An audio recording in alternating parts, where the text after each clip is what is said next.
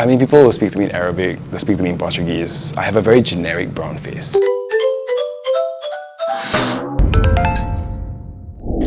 Hello everybody, welcome to our first ever episode of Talk Le, a podcast where we look at the unique factors affecting one's Chinese Singaporean identity. I'm Odilia and I'll be hosting this podcast, and for our very first episode, we have two special guests with us today, Joseph and Salmah, for them to share more about their interracial identity as a Chinese Malay and a Chinese Indian in Singapore. So I'll hand the time over to them for them to introduce themselves.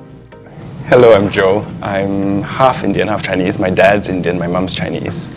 I wear a few hats at work. I'm a photographer. I've been for a long time. I work in finance, and I also wear a hat at Singapore Heritage Society. I'm Salmah. I'm a final year student at NTU, and I mix Chinese Malay. So my dad's Chinese and my mom's Malay. Yeah. Great. Welcome, Joseph and Salmah, to the podcast. So maybe before we dive deeper into looking at your identity, perhaps you could take us down your background as interracial Chinese Singaporean. So how was it like growing up? What was your mother tongue? What kind of languages do you speak? My second language is Chinese. I'm proudly, or not so proudly, from the first batch of CLB. So that's how I am. But I did it. I went to a Chinese primary school, so don't tell my Chinese teachers that. I did CLB in the end, but I grew up speaking Chinese mostly to my mum, obviously, and then at home everything else was in English. But mostly with my friends it would be English, and yeah, you kind of need to have some level of Chinese fluency to like order cai fan and That's true. yeah, at least a cai fan fluency. Right. Yeah. But why did your parents send you to a Chinese school? That's so interesting. I actually don't know. It was very intentional because my older brother went there, and then you know how the primary school route works. Right. So they thought China would be the, it's good to know these things lah. Right. And to be honest, my cousins had a lot of trouble finding Tamil tuition Okay. because we're not Tamil. So it was actually quite hard for them. And then my other cousins did Malay. So within my extended family, we all did like different second languages. Yes. Yeah. So but my parents speak Chinese. So see. yeah. Do you feel like you struggled in school a lot with it? In primary school, before you went to CLP? Actually, I can speak fine. It's just I cannot read. Okay. Yeah. My spoken Chinese is okay. Nowadays it's cai fan fluency lah. But depending on who I hang out with, Right. yeah, it gets a bit better. But yeah. So You watched like Channel 8 shows last time? No lies. last time lah, 7 o'clock show. 10 o'clock cannot watch, of course, because got things that children shouldn't know. Oh, really? Yeah, I didn't know. oh, it's bedtime lah. Okay, it's bedtime. Right. You listen to Chinese songs? Actually, no. No. I have a twin brother who does listen. His Chinese, his radio is always on Joseph and Salmah. Wow! Last time. Okay, last time. Yeah, last time. I think, don't know what now actually, because now got Spotify, so different. Then my parents used to make me listen to HUAtated HUAtated, really? to improve my Chinese. Okay. Because there was a phase where they made us listen to BBC. Okay. Which To improve your English? Improve my English. Okay. So the equivalent was HUAtated after that. So yeah. I So, see. Okay. yeah, I guess it helped a bit. Yeah. Okay. How about you, Salmah? So I was raised speaking English at home. Right. So we never really spoke any Chinese or Malay. But my second language was Chinese as well. Probably it's the opposite problem. I couldn't speak, but I could like read and write. So that was the only thing saving my grades. I would just pass. I would always do my oral. Yeah. I see. But not CLB. No. Yeah. Then how about like with your friends? Usually I just speak in English. Just speak in Sometimes they will speak in Chinese, and I'll just reply. My teachers as well, they'll speak to me in Chinese, I'll reply back in English. Yeah. So Chinese was very functional, it was just to like get through school. Yeah. Not so much as a language for communication. Okay. Do you enjoy Chinese? I didn't enjoy it, which I regret because I feel like I should have studied better. I should have tried harder. Like now I appreciate different languages, but back then it was like a chore to learn Chinese. Understand. Yeah. But I mean, at home you also don't have that environment, right? Yeah. In Chinese, so it's a bit hard, I guess. Language, yeah. At least for Joe, you had HUAtated. That was mostly that. Yes, my parents tried. Very hard. So okay, on the note of like growing up, learning Chinese, for the both of you, what do you all enjoy or dislike about being like mixed race in Singapore? It's a bit weird sometimes. Why? Because you got the wrong, the language comes out of your mouth, but people look like, did you just say that? You mean you still get stares like I still that? get, like, when I speak Chinese, people are like, huh? Hey, what? Like, they cannot connect. Then they're like, oh, did you just say that? I got colleagues who are like, speak English. I mean, maybe my Chinese is just that bad. So they're like, no, it's okay, Joe, don't try, it's fine. Yeah. Do you have Chinese names? What's your Chinese No, name? I don't. Oh, then what did your teacher call you? My Chinese name is transliterated. So how does it sound? It's just it's just Oh, direct yes, translation okay. for Joseph. Joseph. When I used to be arts producer, so I did a show in Chinatown. My colleagues insisted on giving me a Chinese name, which is also transliterated, but I have no official Chinese name. I see. Yeah. What's your Chinese name? I'm scared I'll butcher the pronunciation. You can try. It's Maywen. Maywen. You did well, Maywen. You got it, Maywen. And what's your surname? Sun. So like Sun Wukong. Sun. So Sun Maywen. Ah, okay. Do you have a Malay name? Oh, my first name is, I guess, my Malay name, I guess. Yeah, so Salmah. I see. Do you anything do you enjoy or you dislike about being mixed? I think I enjoyed that I had a different experience. Something that used to bother me when I was younger is when people would conflate the Malay and Muslim together. Right. And I know that I'm an example of not being that. And then, so that was, I guess it's also weird for some people. Like in my JC, most of my classmates took Chinese and they were mostly Chinese. So the first time I went into mother tongue class, we all shared the same teacher because we all took Chinese. Then there was this guy in my class. I was like, Salmah, what are you doing here? Like for the first few days, not just the first day, the first few days. In JC? Yeah, in JC. Joke got very old very fast. Yeah, and then he's a nice guy, by the way. Yeah. So don't worry, it's not an insult, but like I see. So people are still very surprised that you take Chinese like as a second language, right? Yeah. Joe, do you face any of that in school? A bit lah. I think, well, in primary school there's no choice. There was no other language class. Secondary school, I think my friends were quite used to it. And we all equally sucked. So, when you're Chindian, people aren't really surprised when you take Chinese, only because it's just, I think most people who are mixed do take Chinese. Sorry, Salmah, I think, did we ask why did your parents make you take Chinese and not Malay? Oh, yeah, practical reasons. Practical reasons Yeah. also. Okay. Very pragmatic society in Singapore. I think with Chinese also as the majority, maybe they feel that it might be easier to get around your way. Maybe China comes in as an influence also, I'm not sure. Food-wise, do you all enjoy like Chinese cuisine or it's like mixed, everything's mixed? Or it's just Singaporean food? I like everything. You like everything? Yeah. My tastes are quite particular lah. I have my curry days, like I really want my thosai. Okay. Which is also a very, thosai is a quiet taste as an adult. As a kid, I didn't like it. You know, it's a sourdough, so you know, children don't like sourdough. My mom's Teochew, so I grew up with steamed pomfret. That's one of my comfort foods lah. Yeah, but I don't have it often. So usually, I don't like certain types of Chinese food. Like? Pig's trotters. Okay, what is very Hokkien. I don't understand it. It's just not my thing. Okay. So my Chinese food tastes are very towards my Teochew. Teochew. Yeah, a lot more like it's more subtle.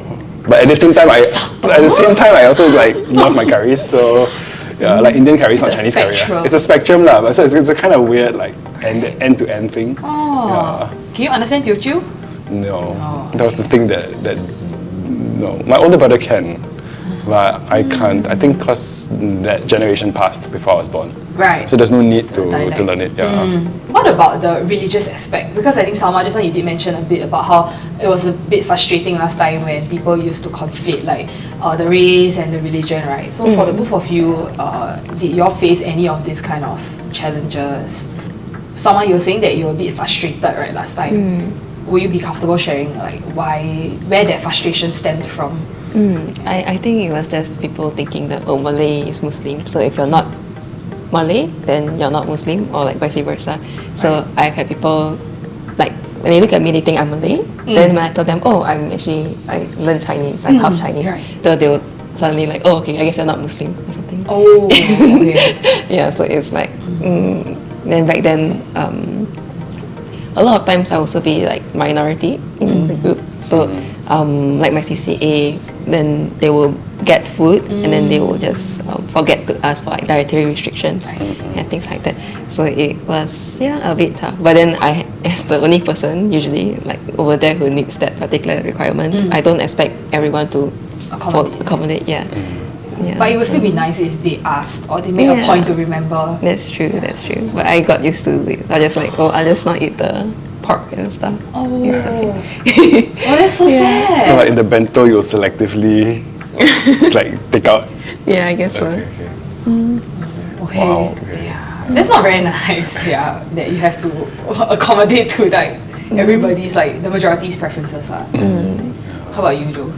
So my parents did meet in church, so I kind of grew up with a completely different set of cultural references. Right. So I didn't grow up with like a Hindu background or Chinese, Taoist, Buddhist background. It was a completely Western set of like belief and speech systems.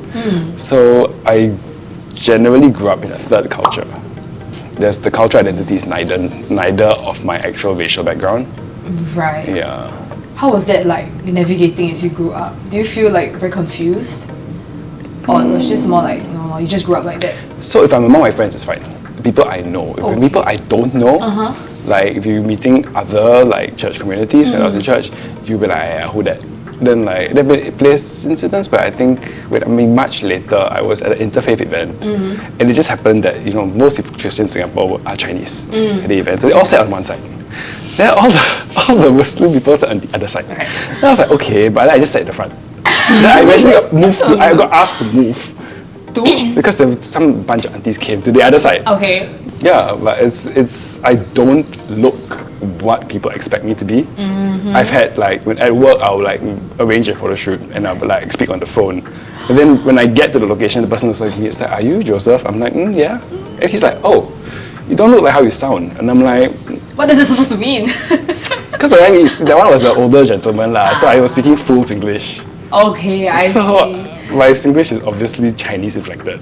So then he just did not expect a non-Chinese person to show up. Right. Then they're like, oh, it's you. I'm like, yeah. But he was like, okay. Then he got over it right away.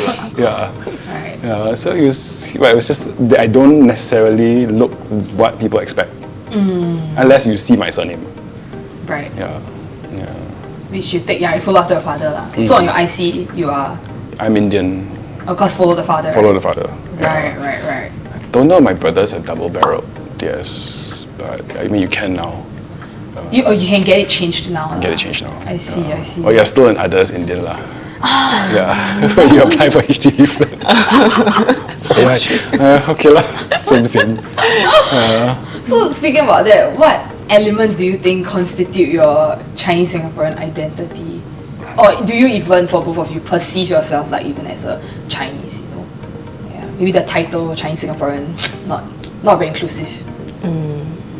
Yeah, there was always a struggle to fill up the form. So they asked for your race, then I had to choose Chinese or Malay or Indian or others. So like, what do I So usually I usually put Chinese. Yeah, because follow my dad, I guess, which is ironic because it's called a mother tongue. But because I also grew up more with Chinese, so like I guess I identify more with being Chinese. So festivals, traditions, do you celebrate like Chinese festivals, or it's more like a Western kind of family that? Chinese New Year. Chinese New Year. Yeah, mainly just Chinese New Year for the Chinese side, and Hari Raya, the Malay side. So you get the best of both worlds lah. You get like ang bao twice. You get to celebrate New Year twice. Like a year, something like that. Do you celebrate like both Deepavali and? No, because we're Christian, so it's Christmas and Chinese New Year. Mostly that's the main meals. The rest of it is just like holiday, bye. I'm going to travel, bye. It's part of my identity, right. And but it's not all of it. I don't think it can be all of it. Right. That's just not possible. Yeah, I guess I agree with that too. Like I don't really think I'm like Chinese. It's just for the like ease. I just say like, oh, I'm Chinese. I guess the main part of the identity is just the fact that I grew up until JC taking Chinese. Yeah, so that's mainly it. And then the celebration. Right. Yeah, so that's language and the traditions, the festivals.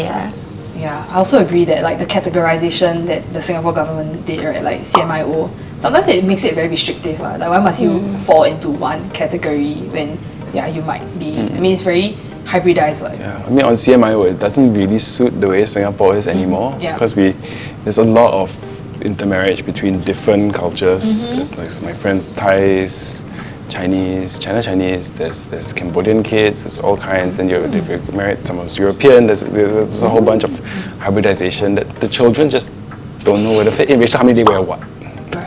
I mean, every year, my family group chat is always like, racial harmony day. How what to do You don't actually celebrate it. I mean, the school, so the children have to go and like wear something. Right. So they're like, how so there are literally only that many categories. Yeah, so it's really a wear what problem. Just to sit in that mold. So I think just now we talked a little bit about the challenges. Anything you enjoy about it? So I do volunteering sometimes, so that includes like visiting like seniors, and then I'll talk to them a bit in my broken Chinese. Then they're like, wow, it's so smart. Because they think I'm Malay, and I'll be like, oh, thank you. Yeah, and it's like, at least I have the capacity to enjoy these kind of interactions with others.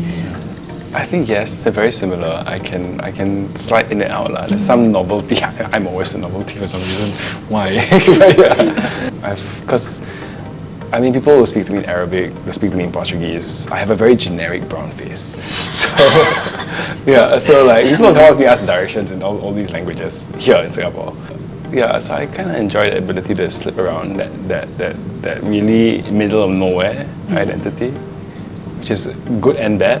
And it's, I think that's just part of it. And then speaking Chinese is always a nice surprise. People are like, oh wow. So it's like, okay. The middle of nowhere identity, it sounds a bit sad. Do you feel that? What are the drawbacks? I think Kwa Pao Kun, the playwright, had this concept of the cultural orphan in the Singaporean identity, where you really don't have one, but it also means you get to build. So I think that to me, learning that when I was younger, so as an adult I have to go back and figure out, okay, what are Chinese festivals? What are Indian festivals? Because actually I don't know these things. I have to go and find out. So at least that allows me to have the curiosity to go and ask questions. So I think that was the cool part about it. I had enough holes in my life to be curious. Because if everything was explained, I wouldn't bother. Right? I just get on with it. So everything you do in life is to solve your own problems, right? So whether it's financial or cultural or spiritual or emotional, you just try and figure out everything on your own. So, or with whoever you meet lah. So I think that was part of the journey. That's kind of why I do that work, because making sure that the stories are there, or at least we have the stories we need to talk about ourselves. It's kind of like what you're doing in this podcast, because we don't know enough to talk about ourselves. We have no data to push back on CMIO. Because everyone's just like, okay, it works what? Actually, it doesn't, but it's there. So, How about you, Salmah? What do you think makes your identity unique as a Chin Lay? Okay, actually, I don't know, do you ever like those terms? I didn't even ask. That's Chin Lay or Chindian. Yeah, I've never really identified with Chin Lay. Yeah. So Chinese or just? I actually didn't really identify with my race that much. I mentioned that we grew up speaking English in my house, right? So I didn't really pick up on like learning Malay or Chinese even. So I feel like a bit ashamed of myself. And I also that I can't really relate very well to both. So as far as it goes, it's just maybe like Chinese New Year or Hari Raya and all that, and that's pretty much it. Yeah, so I feel quite sad that I can't really connect that well. Back in my JC, I had this Malay Muslim friend, right? And he invited me to join his camp. So they have a group of Malay Muslims, and everyone was really nice. But the thing is, because I was there, they all had to speak in English. Yeah, so they just speak to each other in Malay, which I saw during the camp. When they weren't talking to me, they talk to each other in Malay. And then I'll feel bad that, am I making this camp less authentic or something? Like, I feel like me being there. So it's like whether if the Chinese group, like my other CCA I mentioned earlier, or with the Malay Muslim group, I will feel kind of out of place. Yeah. Yeah. So it's like a bit of a struggle, but everyone is nice. You know, I didn't really get picked on or anything. But this is a struggle that, like, as a full Chinese, I would have never thought that this was a struggle. Yeah. So thank you for sharing and bringing this up. So for you, maybe it's just more of like, I'm just a Singaporean. Yeah. You don't, race doesn't really come into the picture so much in that sense, right? For you. Yeah. Right. Okay. Thank you, for Salmah and Joe for sharing. Are there any like last words that you want to share on this podcast regarding your interracial identity? I think a lot of it's just being in the middle everywhere lah. Everywhere. But I mean, rojak what? That's true. Thank you, Joe and Salmah, for coming on to our podcast today and for sharing openly about like your struggles and also what you enjoy about being a mixed interracial Singaporean. So stay tuned for our podcast. The remaining 3 episodes will be looking at different factors affecting the Chinese Singaporean identity, including religion, education, as well as naturalized Singaporeans. So we'll catch you all in the next episode. Bye bye.